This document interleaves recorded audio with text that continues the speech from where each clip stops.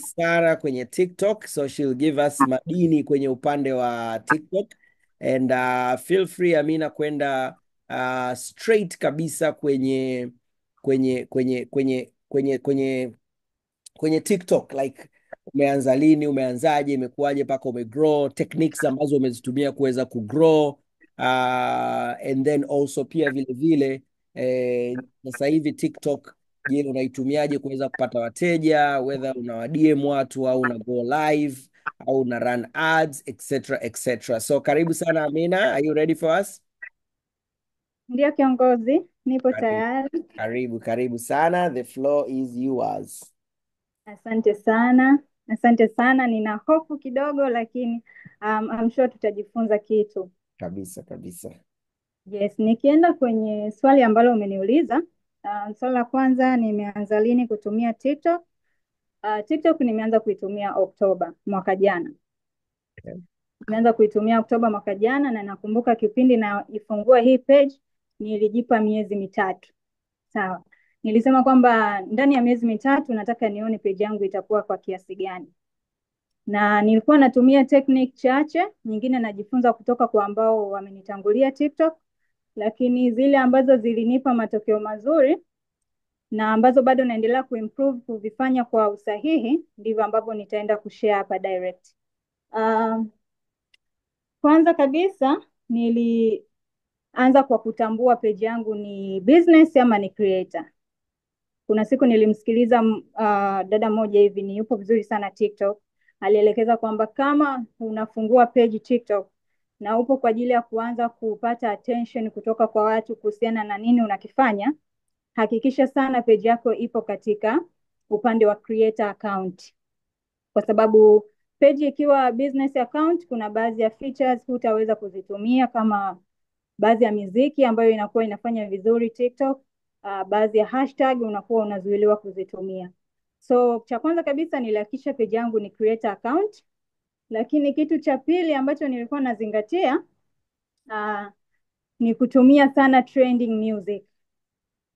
Okay? Kitu ambacho kitakufanya page yako igrow kwa uharaka ni mziki. TikTok ni uwanja mkubwa sana, watu wengi sana wanatumia mziki kufanyia challenge. Kwa hiyo mziki ambao unakuwa una trend kwa kipindi hicho, ukiutumia vizuri na ukatengeneza content yako, una nafasi kubwa sana ya kupata watu wengi wale ambao unatamani, kwa sababu inawafikia watu wengi. So nilikuwa siweki tu mziki wowote, naingia TikTok nachagua miziki ambayo inafanya vizuri na inaonekana tu kwa mtu yote ambaye anatumia TikTok. Ukiingia hiyo siku unaweza kukuta mziki mmoja umefanyiwa na watu hata 10. Okay? Kwa hiyo ule sawa, wale watacheza, lakini wewe utatafuta namna gani unaweza kuweka ujumbe wako kuwafikia wale watu ambao umewatarget. Kwa hiyo mziki ni kitu ambacho kimenisaidia sana kugrow page yangu na kupata viewers wengi katika kitu gani ambacho nakuwa na kiposti. Lakini kitu kingine, natumia zaidi video. Sawa. Nakumbuka kipindi naanza nilikuwa na posti picha na video, lakini kadri nilivyokuwa naendelea kuona na itathmini page yangu inavyokuwa, nilikuwa naona picha watu hawazi like, yani tunaweza kusema viewers ni ndogo sana compare na video. Kwa hiyo video ambazo nilikuwa nazitumia, nilikuwa naona zina watu wana engage, wana comment, wana like, wengine wana share. So nikaacha kutumia picha. Kuna baadhi ya content natumia picha hasa kwenye vyakula, lakini vingine vyote kama delivery za product, tips ninazotoa kuhusiana na namna gani mtu anaweza kupunguza uzito, huwa natumia kwa njia ya video. So video ni kitu ambacho kinamsaidia sana yule ambaye unamlenga focus na hicho ambacho umekipost. Kitu kingine, TikTok wanapenda heka. Yaani kama unaitumia TikTok, hakikisha unaonyesha wateja wako kwamba upo busy. Okay, nakumbuka kipindi naanza, nilikuwa najitahidi sana niende center, nirekodi video, hata kama nina oda moja, nitahakikisha hiyo oda naichukulia video hata 3 4. Watu tu wanione nipo ofisini, wanione pale na sign, C9 inafungwa, nampa boda anaipeleka kuifanyia delivery, lakini pia mteja akipokea bidhaa yangu, nahakikisha anitumie video. Yaani akishindwa sana anaweza akanitumia picha, lakini mara nyingi napenda anitumie video, aseme kwamba asante Mr. Rimo, nimepokea C9 yangu, nipo tayari kuanza kupunguza uzito. Kwa hiyo zile kaeka zinaonyesha yani inaonyesha wale watu ambao wananifuatilia kwamba kumbe huduma yangu inafanya kazi, kuna wateja na wahudumia. Kitu kingine hashtag. Kipindi naanza kuitumia TikTok niliambiwa nitumie hashtag vizuri, na toka naanza Oktoba mpaka leo posti yangu yoyote ambayo naiposti natumia hashtag zile zile kama vyakula vya kupunguza uzito, na pia mimi mwenyewe pale nimejitag Mr. Rimo uzito. Kwa hiyo mtu anapokuwa anaingia TikTok, hata kama anijui mimi, lakini ataandika labda pale vyakula vya kupunguza uzito, direct inakuwa rahisi sana yule mtu kuiona page yangu. Okay, lakini pia kitu kingine cha muhimu zaidi ni kujionyesha. Hii pia imenisaidia sana kusaidia page yangu kukua kwa haraka, lakini pia kuattract wateja wengi zaidi. Mteja anapenda sana kuona akufahamu kwanza. Unaweza ukauza kwa kuzungumza na mteja kwa simu tu, hata kama hajakuona, lakini akikuona inapunguza ile doubt ya kutapeliwa.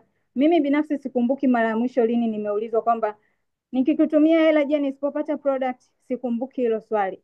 Kwa hiyo hiyo ilikuwa inanisaidia sana kupata wateja wengi. Mteja anapenda kuone.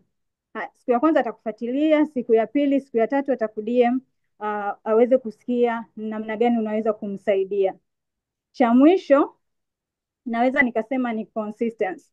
Kama nilivyosema, mimi nilianza page yangu Oktoba na nilisema kabisa hii page naipa miezi mitatu. Kwa hiyo ndani ya miezi mitatu nitakuwa na post kwa mfululizo, nitakuwa nahakikisha akaunti yangu haikauki story pale juu, haikauki posti mpya. Okay, kwa hiyo nakumbuka kabla hata miezi mitatu kuisha, Oktoba, Novemba mwanzoni, tayari page yangu ilikuwa inafanya vizuri sana. Ilikuwa inafanya vizuri sana, yani kiasi kwamba naweza nikatafutwa na watu hata 10 kwa siku. Hapo sija run tangazo, sijafanya kitu chochote cha tofauti, ni kuposti tu. Na nilikuwa nahakikisha kabla sijalala lazima ni posti sio chini ya posti 9. Posti 9 hizo hapo zinajumuisha tips za namna gani mtu anaweza akapunguza uzito. Hizo posti 9 ndani yake lazima kuwe na chakula ambacho mtu akikitumia kinaweza kikarahisisha safari yake ya kupungua. Ndani ya hizo posti 9 lazima nionyeshe delivery ya product na feedback kutoka kwa mteja. Kwa hiyo niliendelea na hiyo system mpaka kufikia mwezi wa 11. Actually niliweza kuona page yangu inanipa matokeo. Wateja walikuwa wanaanza kunitafuta vizuri na imefanya vizuri mpaka sasa. So hiko ni kitu ambacho nilikuwa navizingatia. So kwa ufupi tu, cha kwanza hakikisha akaunti yako ya TikTok ni creator account. Hii itakusaidia kupata zile music ambazo zina trend. Lakini cha pili, hakikisha unatumia hashtag. Kuna hashtag ambazo watu wa TikTok wenyewe wanakurecommend. Page ikikua kiasi fulani wanakuletea baadhi ya hashtag uzitumie. Lakini pia cha tatu, hakikisha unatumia mziki. Yaani usiposti tu picha ama video yani kama ilivyo. At least uongee basi. Ila kama hujaongea wewe, hakikisha unaweka mziki ambao ni mzuri. Mtu hata kama atakuwa anakutizama basi anaburudika hata na ule mziki ambao umeweka. Cha tatu ni consistency. Fanya kitu, usifanye tu ukataka uone matokeo hapo hapo, japokuwa kuna ambao wanaona matokeo mapema, kuna ambao wanachelewa. Kwa hiyo jipe muda. Jipe miezi mitatu, jipe miezi 6, then uone namna gani page yako itakuwa, huku ukiendelea kujirekebisha kidogo kidogo. Kiongozi ameniuliza ni namna gani. Kiongozi, naomba nikumbushe swali la pili. Swali la pili, mimi mrembo wakati sikumbuki. Nahisi kama umelijibu. Okay, namna gani unatumia now your account kuweza kukusaidia kupata matokeo? Let's say umesema unauza, and I know by the way guys, Amina ameweza kufanya mauzo makubwa sana ya C9 ambayo amemfanya waweze kuachieve level ya supervisor, so makofi makubwa kwake. Lakini pia vile vile ameweza kuachieve a number of things including increasing her lifestyle. Ana simu ya moto zaidi, but of course everything about her is changing. Ukimwona tunaona huyu mtu anatembelewa na pesa huyu, akosi sasa hivi ku retail 4 to 5 cc's. Kwa hiyo what she's sharing here sio tu blah blah, no, this ina translate to money. So I wanted to know something on namna gani sasa hii akaunti yako unaitumia kwenye kukupa matokeo ya kibiashara. I know TikTok pia wana ads. So kwa wewe unatumia njia gani kufanya sasa wateja waje? Is it only the content ambao unaiweka and then wateja wanakuja, au una run na ads pia wateja wanakuja? Yeah. Okay. Mimi binafsi situmii tangazo lolote. Nilishawahi kujaribu mwanzoni kabisa kipindi nafungua page yangu kwa ajili nilikuwa nataka igrow chap chap, lakini sikuona kama imenipa matokeo mazuri sana, kwa niliacha kufanya ads. Content peke yake ndiyo inayonipa wateja.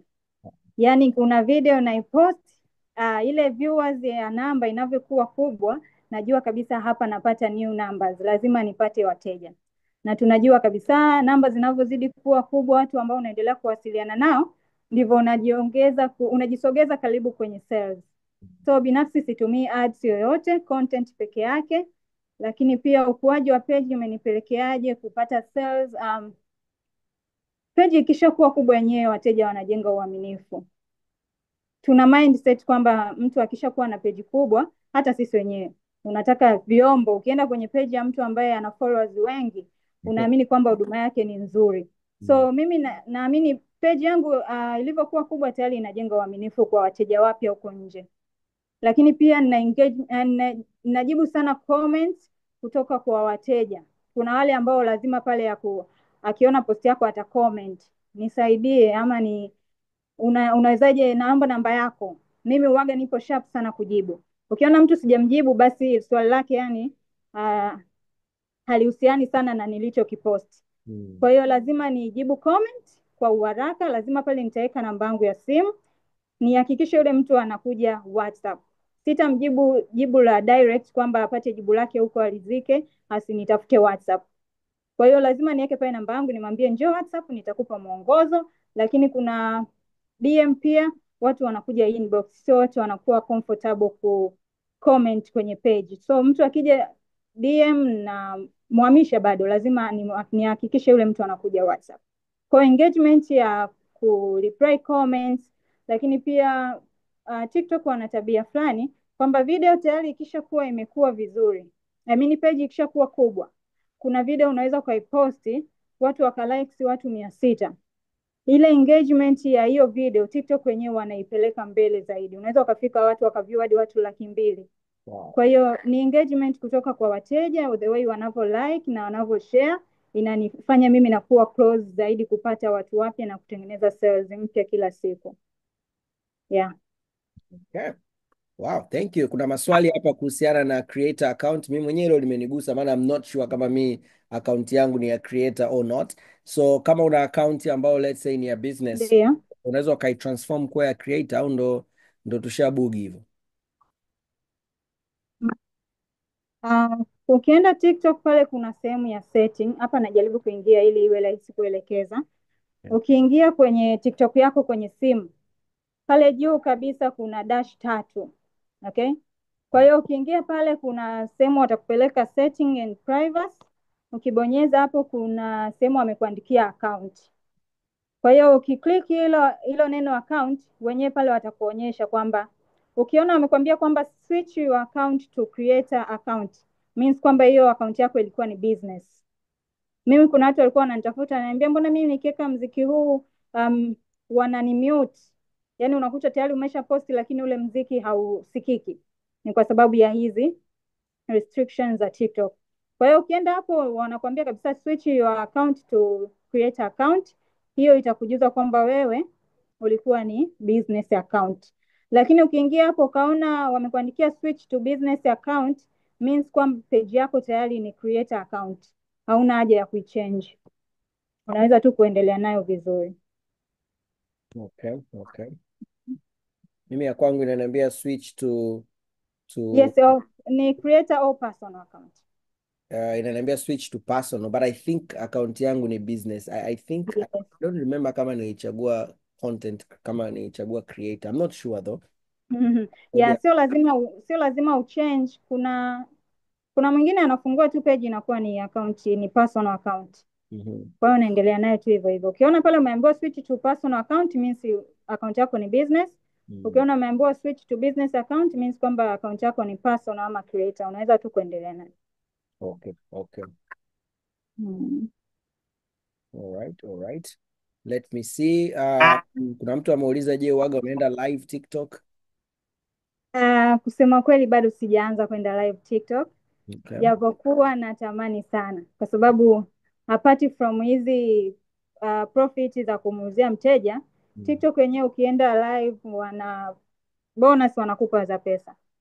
Kwa hiyo Okay. bado natamani nianze kuifanyia kazi, sijaanza, ila soon nitaanza kufanya hivyo. Actually, you're right.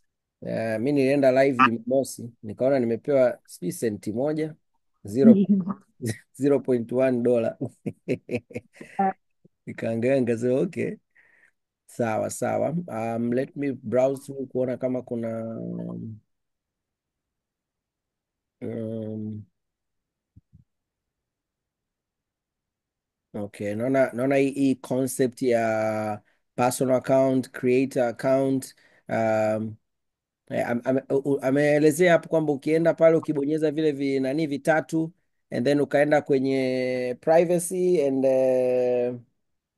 settings and privacy, ukiclick tu hiyo and then utaclick account and then ukiclick account, kama inakwambia switch to personal maanake wewe tayari uko business. Kama inakwambia switch to business maanake wewe uko personal. Okay. Kuna mtu ameuliza unafanyaje ili upate followers wengi. I think hiyo ameinyambua vizuri sana, ameelezea njia nyingi sana: kuposti mara 9 kwa siku, kutumia videos wewe mwenyewe kuonekana, heka heka ameziongelea, kutumia hashtag. Zote hizo ni njia ambazo ameshaziongelea, namna gani unaweza nani. Na one thing ambacho nimeona pia kwa Amina, unajua watu wengi sana wanaichukulia TikTok kama vile ili uweze kugrow lazima ufanye vitu vya ajabu, yani ukatike sijui nini na makorokoro kama hayo, lakini nikiangalia kwenye page ya Amina, very decent. Video zake zote zinaonyesha kabisa huyu ni mdada anayejiheshimu na hapa yupo kwenye kazi na anauza hizo bidhaa, auzi kitu kingine. Kwa hiyo kwa wale ambao tunaogopa TikTok kwamba make mwingine kumwambia TikTok akwambia mi siwezi kukatika, na sio lazima ukatike. We've got examples here za watu ambao hawakatiki na bado wanaenda vizuri kabisa. Okay, all right. Kuna swali hapa Amina, kwamba kama akaunti yako ni business na sio creator, it means unaweza ukaendelea nayo. Kama account yako ni business na Mm, sio creator, mm. Au unaweza. business sio creator. Sikute mimi kama- Business sio creator. Creator kwa jina lingine ni personal. Kwa hiyo hapo itaweza iwe business ama personal. Okay, Unaweza ukaendelea nayo. It okay. depends sasa na watu wanavyopokea content zako na wewe ambavyo unaona zinaendaje. So kuna mtu anatumia business lakini account inakuwa tu. So Mm, mimi napendaga, yani nikiposti video iende kwa uharaka sana, yani viewers wawe wengi. okay. So ukiweka business account means kwamba utaweza kutumia baadhi ya music ambazo watu wanazifanyia challenge. Hiyo ndo shida iliyopo. Mm, Kwa hiyo video inaweza ikaenda, lakini kwa utaratibu, okay, okay. ila ukitumia creator account ama personal account unaipa nafasi ya video yako kwenda haraka zaidi. Mm. Mhm. I see, I see. Nimeingia ChatGPT pia hapa imeniambia the same thing. So I think I'm gonna switch my account to personal. Yeah, inasaidia zaidi. Yeah, na you mentioned something about ulisema utaona ukiingia TikTok utaona kuona trending music, kwa sababu najua kutafuta wimbo ni mojawapo pia ya kibarua kingine hicho. So ukisema utaona, tutaona wapi yani? Nikienda kwenye home, nikienda wapi? Najua unaiona ila si hatuoni. Ukiwa tu home pale, mimi huwa na mtindo, natengeneza content then naziweka pembeni kwa ajili ya kupost. Mhm. Kwa hiyo unajipa tu hata dakika kadhaa, nusu saa, kuzipitia tu zile video za watu wengine. Okay. Yes, kwa hiyo kadri unavyoendelea kuperuzi peruzi pale, kuna mziki wenyewe utajirudia zaidi ya mara 3 mara 4 Okay. kutoka kwa watu tofauti. Okay. Yeah, hiyo inanisaidia kuchoose namna ya kuweka mziki kwenye post yangu ambayo nimeiandaa. Okay. Kwa hiyo ni lazima huwa unapitapita huko kidogo. Okay. All right, all right, all right. Unaifanyaje kuwa creator? As far as I know right now, creator ndo personal. Kwa hiyo ukienda kwenye vile vidude vitatu, uta click security and privacy, uta click, utaenda kwenye accounts, and then kama imekwambia switch to personal, you switch to personal. Kuna mtu ameuliza kuna umuhimu wa kuwa na account kote Facebook, Instagram, TikTok au bora kuchagua only one? Amina, karibu. Mimi nadhani kuna umuhimu wa kuwa nazo zote. Binafsi nilikuwa na page Instagram kabla hata ya TikTok, lakini mwitikio wake ulikuwa mdogo kwa upande wangu. So nikaona nifungue na TikTok, na hapo ndipo nilipoona kwamba kuna mwitikio mkubwa zaidi. So ni bora uwe nazo zote, then kadri ambavyo watu wanazipokea ndipo ambapo unaendelea kuongeza nguvu hiyo sehemu. Okay. Yes. Asante sana, asante sana. Nimemwona hapo BBC mwenzangu Born Before Computer. Naye amechukua muda mrefu kuelewa kama mimi. Personal ndo creator mama. Personal ndo creator. All right, live yes, mpaka ufike 1000. Yes, fantastic. Ndio. Now I wanted to share something hapa kuhusiana na nini na everything ambacho tunajifunza. You see, hizi training zinafanya vitu vikubwa viwili au vitatu. Cha kwanza, right away unaweza ukapata kitu cha kufanya. Yani kama hapa umepata a tip straight away, do videos, onekana zaidi, post mara 9 straight away. Yani it's something to do. Lakini cha pili pia training zinakupa ni kama zinakupa homework kwamba okay, nahitaji kwenda kujifunza zaidi about kitu fulani, kwa sababu tunaambiwa kila siku tufanye personal development, na personal development unaoifanya usiache kufanya professional personal development. Wewe taaluma yako ni network marketing na social media ni mojawapo ya tool muhimu. Kwa hiyo ni muhimu sana kutenga muda wa kujifunza social media, because social media na yenyewe inabadilika. Mimi leo kwa mfano nilikuwa ninasikiliza video ya AI ads, yani ads ambazo zina incorporate power ya AI, kwamba nikienda sasa hivi kwenye Facebook ads kule, baada ya kutengeneza from scratch kama zamani, kuna ki-icon kimekuja kipya pale cha automated ads which is AI ads, na kwa kweli vitu walivyokuwa wanafundisha, yani asilimia kama 95 sijaelewa. Kwanza anayefundisha alikuwa anaenda haraka haraka, kliki huku bla bla bla, asilimia 95 sijaelewa. So the only thing nimeondoka nacho tu ni kwamba huko duniani kuna kitu kinaitwa AI ads, natakiwa nikiweke kwenye homework zangu, mojawapo ya vitu vya kujifunza. Kwa hata nikikaa na expert wa social media siku, naweza nikamwambia niambie wewe unajua kuhusiana na AI ads, anielezee, inakuwa inanisaidia. So from the trainings leo naamini tumeondoka na homework kadhaa.